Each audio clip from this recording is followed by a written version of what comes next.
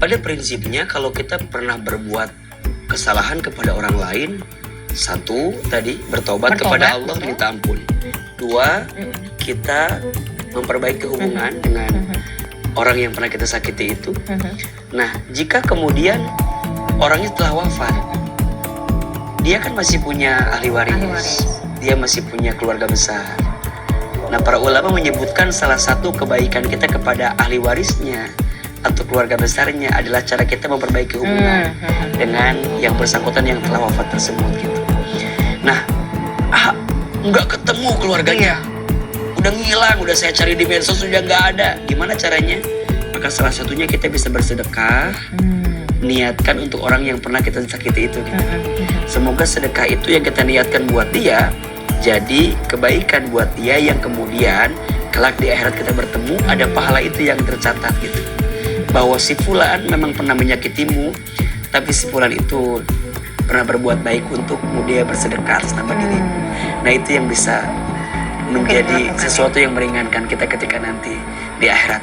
Kan sebenarnya yang paling berat tuh hisab di akhirat. Iya, itu sebenarnya yang kita takutkan. Makanya ada istilah saya tunggu di, ya kan? Iya, misalnya. Ya kan suka ada bahasa saya tunggu hisabnya di akhirat gitu.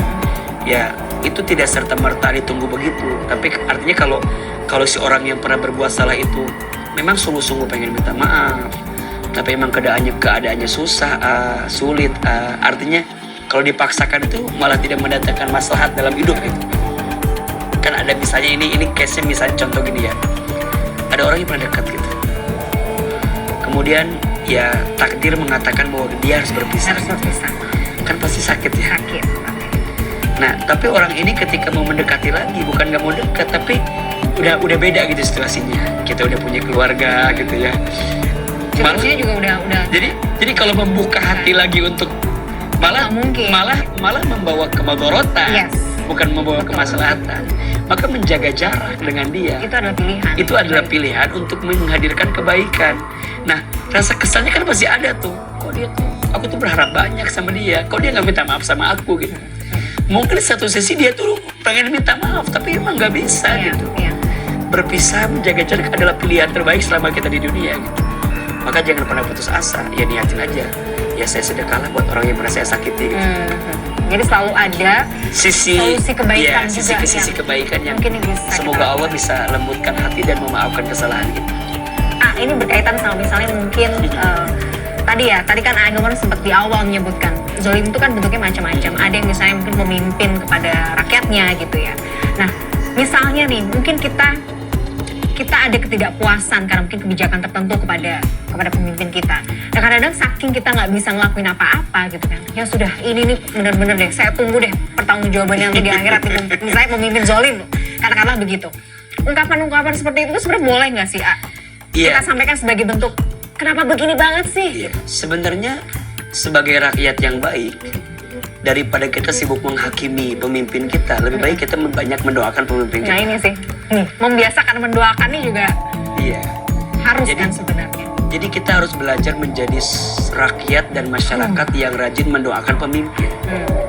Satu kali Imam Ali bin Abi Thalib itu pernah ditanya gitu sama rakyatnya, wahai Imam Ali, kenapa waktu zaman Umar bin Khattab kok keadaan kita kelihatannya lebih baik gitu? Kata Imam Ali bin Abi Thalib, iya karena waktu zaman Umar rakyatnya saya kan. Bener ya. Tapi waktu saya jadi pemimpin, kenapa keadaannya seperti ini? Karena rakyatnya kamu kan.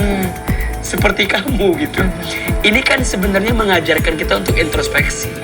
Mohon maaf, belajarlah jadi masyarakat yang sering mendoakan pemimpin. Karena doanya masyarakat kepada pemimpin itu adalah doa yang mustajab. Maka kenapa dalam khutbah Jumat salah satu kalimat doa yang harus dihadirkan adalah doa untuk para pemimpin. Ya Allah, berkahi para pemimpin kami, senantiasa lembutkan hatinya, jaga para pemimpin kami, bimbing agar setiap langkah kebijakannya mendatangkan kebaikan untuk kami.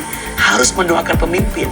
Nah sekarang mohon maaf, kira-kira kita lebih banyak menghakimi pemimpin kita atau lebih banyak mendoakan para pemimpin kita? Harusnya di tengah situasi seperti ini kita harus banyak mendoakan para pemimpin kita agar kemudian Allah jaga dan Allah arahkan setiap langkah kebijakannya agar mendatangkan kebaikan. Saya kira itu akan jauh lebih mulia daripada kita mencaci maki dan tidak mendatangkan kebaikan. Karena mohon maaf, misal pun ada kebijakan pemimpin kita yang kurang pas, saya percaya ada berjuta kebaikan yang pernah dia lakukan. Semoga berjuta kebaikan itu bisa menjadi sesuatu yang meringankan bagi dirinya ketika nanti kembali kepada Allah Subhanahu wa taala. Jadi jangan sampai gara-gara case yang satu. Tapi boleh tetap mengkritik ya? Ya boleh dong. Boleh tetap mengkritik boleh sebagai bagian sebagai dari tanda demokrasi dan sayangnya kita kepada para pemimpin. Tapi juga cara mengkritiknya juga harus baik. Harus bagus. Oke.